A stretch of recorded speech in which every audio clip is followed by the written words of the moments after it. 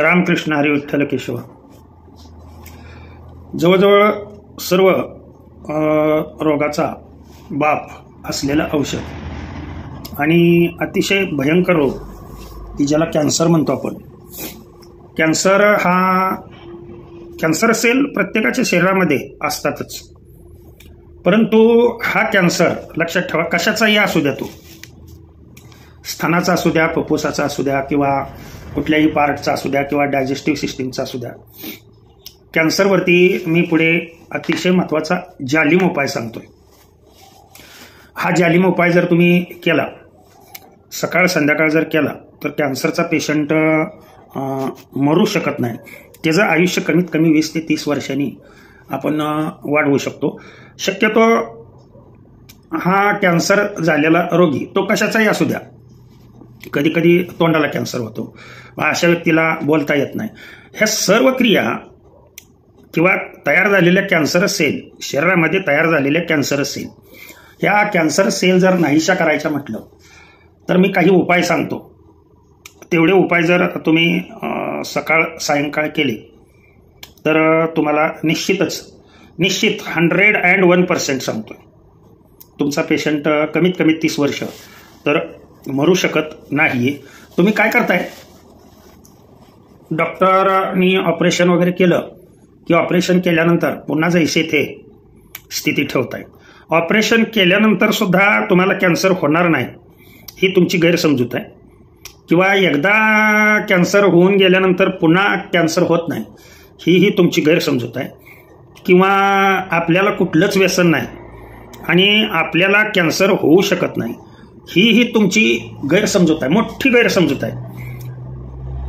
आपलं एक कॅन्सर व्हायचं वय निघून गेलेलं आहे आणि आता काय आपल्याला कॅन्सर होऊ शकत नाही ही मोठी गैरसमजूत आहे. कॅन्सर हा रोग हा काय श्रीमंताचा आणि गरिबाचा असा ओळखून येत नाही. त्यातल्या त्यात श्रीमंताच्या घरी अगोदर जातो. कारणच आहे त्याला, कारण आपण खातो ते अन्न, आपणाला असणारी वेगवेगळी व्यसनं, ह्याच्यामुळं कॅन्सर रोग होतो. लक्षात ठेवा, बाहेरचे कुठलेही पदार्थ खाणं, बाहेरचं कुठलंही बंद डब्यातील ज्यूस पिणं, किंवा पाणीपुरी, पिझ्झा, किंवा बाहेर जेवण करणं, याच्यामुळं तुम्हाला कितीतरी व्हिडिओ मी दाखवतो की ज्या पाणीपुरीमध्ये आळ्या आढळल्या.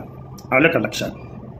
पुन्हा जे ज्यूस आहेत तुम्ही जे वेगवेगळे घेता, मग तो बेरी असेल कुठलाही, किंवा आमरस असेल, याच्यामध्ये मायक्रोस्कोप खाली तुम्ही जर नीट निरीक्षण केलं तर ह्याच्यामध्ये स्मॉल जंतू असतात. लक्षात ठेवा. किंवा प्रोसेस्ड फूड की जे तुम्ही ह्याच्यामध्ये त्यातल्या त्यात आणखीन पुन्हा चॉकलेट्स, हे पदार्थ डब्यामध्ये तुम्हाला बंद करून दिसतात, परंतु ते पदार्थ कसे तयार होतात आणि तयार करताना काय काय होतं हे जर तुम्ही जाणून घेतलं तर आयुष्यात पुन्हा हे पदार्थ तुम्ही खाणार नाही. अगदी सत्य परिस्थिती ही मी सांगतोय.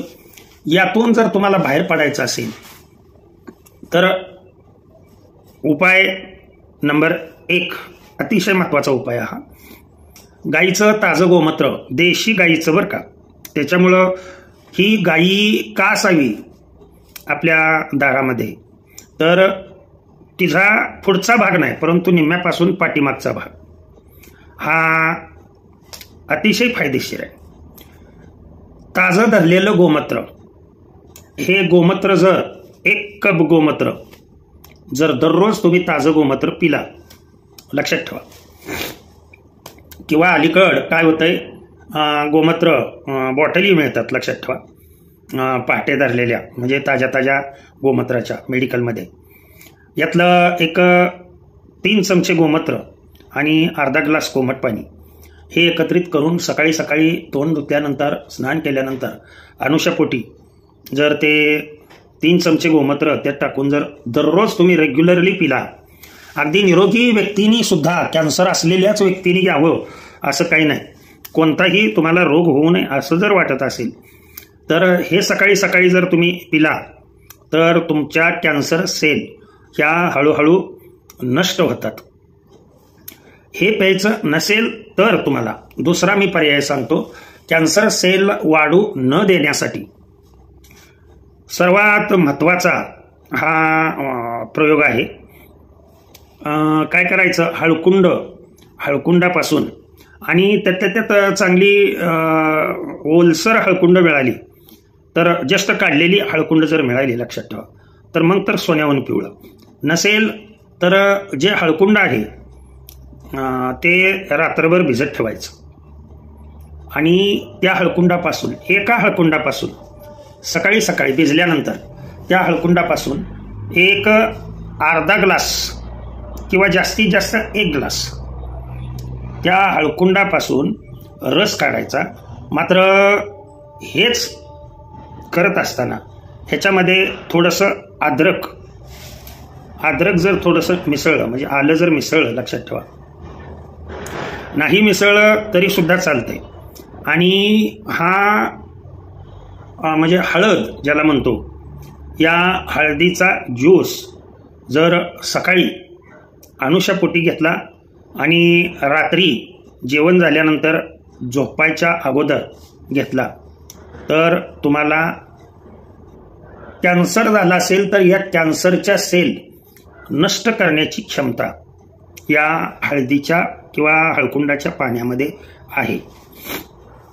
उपाय अनेक आहेत, परंतु हा हळकुंडाचा उपाय जालिम असं समजून जर तुम्ही व्यवस्थितरित्या केला तर अगदी पांडुरंगाची शपथ घेऊन सांगतो की तुम्हाला जर कॅन्सर असेल, कुठल्याही प्रकारचा असू द्या, मग कॅन्सर तुमचा नाहीसा होऊन जाईल.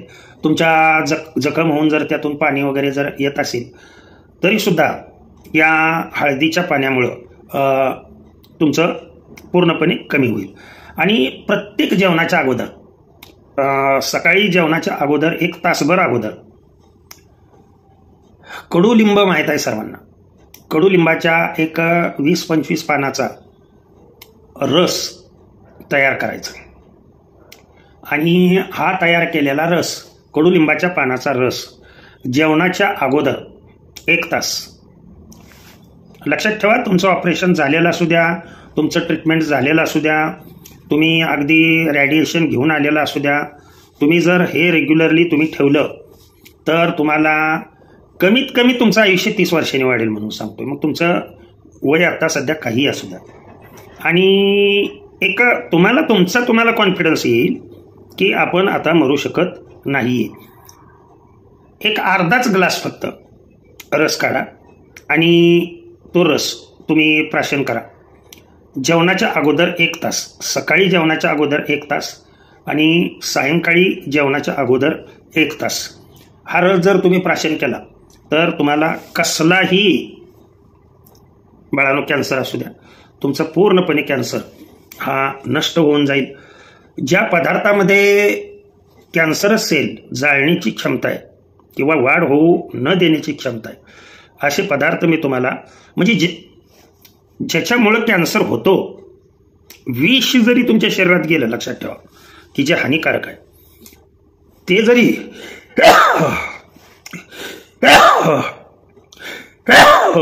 रामकृष्ण, ते जरी तुमच्या शरीरात गेलं, लक्षात ठेवा, तर तुम्हाला कुठल्याही प्रकारची इजा होऊ शकणार नाही. हे जे आहे शिंक येणे वगैरे, हे सगळं लक्षण निरोगी माणसाचं आहे, लक्षात ठेवा. ब्रेन क्षमाशीलतेने ठेवणं हे सकाळी सकाळी, अगदी मी जवळजवळ आता सकाळचे 6:15 वाजले, या वेळेला हा व्हिडिओ तयार करतोय. सर्वांनी याचा फायदा घ्यावा. भगवंतांनी दिलेलं ज्ञान त्यांच्या चरणी अर्पण करतो आणि सेवेला पूर्णविराम देतो. पुंडलिक वरदार विठ्ठल, श्री ज्ञानदेव तुकाराम, अवधूत चिंतन श्री गुरुदेव दत्त. विठ्ठला विठ्ठला विठ्ठला विठ्ठला विठ्ठला.